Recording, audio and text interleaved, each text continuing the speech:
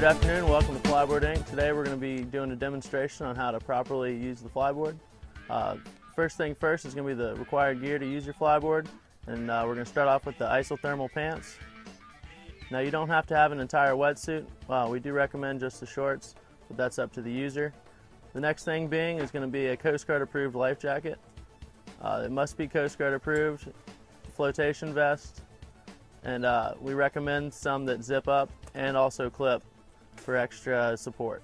You can use wakeboard helmets, but whatever helmet you choose to use, it should have something that'll cover your ears. If it doesn't cover your ears, we recommend that you use full ear earplugs. First thing you want to do getting into the flyboard is place your left foot on the center of the board, and you're going to follow that, putting your right foot into the right binding. Once your right foot's securely in there, go ahead and place your left foot in the left binding, and then you're going to tighten the straps. Starting with the top strap first, and then you're going to do the bottom pull ties. You're going to want to have your bindings as tight as possible to make sure your feet don't come loose and to prevent any kind of accident or injury that could be caused by the user not having the bindings on properly. Once you have the bindings nice and tight, you're going to secure the loops onto the top of the binding and the holes provided for you. Okay, the next thing you're going to want to do is go ahead and get into the arms. You can start out with your left arm, and we recommend that you leave the Velcro half strap like you see. That way you can slide your arms in with ease, and then you're just going to tighten up the straps over your arms. You want these nice and tight as they don't move for when you're going through the water. You can go ahead and put on the right arm and pull all the straps so they're nice and snug. You don't want to have the arms too tight to where you lose any kind of feeling in your wrist or hands, but you do want them snug enough to where they're not going to move around much. Once you have your feet properly in the bindings and your arms are in, you got your isothermal pants on, your life jacket, and your helmet, you're ready to flyboard. Okay, this is the platform we've built here. Whether you choose to build your own platform or launch off a beach or off a dock, we do recommend you are sitting down in the water before you launch.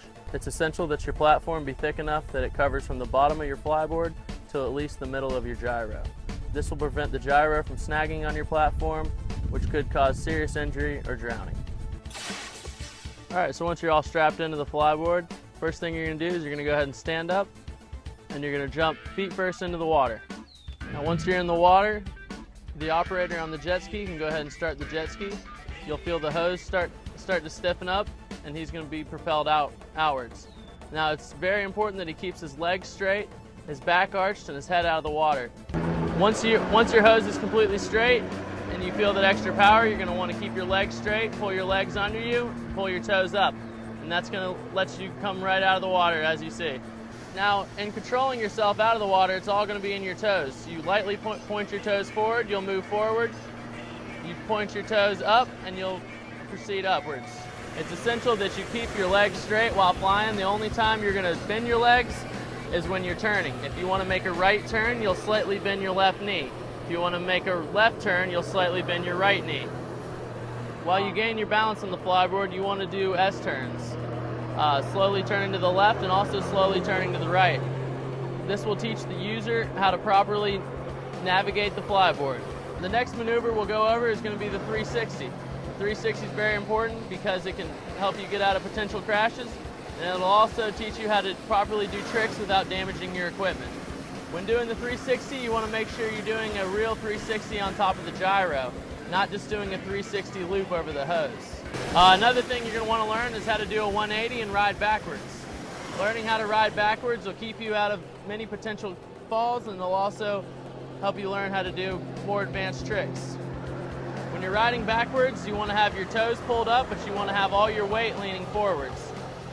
This is going to properly position your weight on the flyboard and keep you stable and balanced while flying backwards, as you see. Alright, when you first start learning the flyboard, in the very beginning, you don't want to take the user higher than 5 feet. It's very important that the PWC operator never give the flyboard user more than 4,500 RPMs. 4,500 RPMs is enough to get the average sized person up and out of the water. It's very important you keep them at about 5 feet off the water until they're comfortable and they've gained their balance. Once they fully gain their balance, they're comfortable, then you can begin to take the rider to new heights. It's important when the flyboard user falls into the water that they do not panic and they understand their head could be underwater for up to 2 seconds. The board floats, the life jacket floats, and also the helmet floats. but you could still be underwater for up to 2 seconds. When attached to the flyboard, you never want to try to swim or struggle.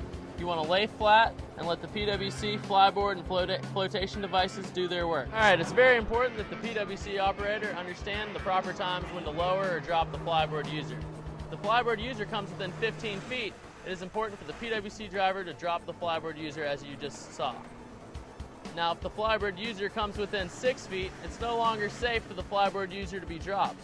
At this point, the PWC driver should slowly lower the flyboard user. It's very important that the operator of the jet ski cut the flyboard user if they enter the water and are underwater for more than 2 seconds. If the flyboard user is underwater for longer than 2 seconds and the jet ski has already been cut off, it is very important that the jet ski operator dive in the water and follow the hose straight down to the flyboard user to make sure everything is okay and they're not stuck on anything on the bottom.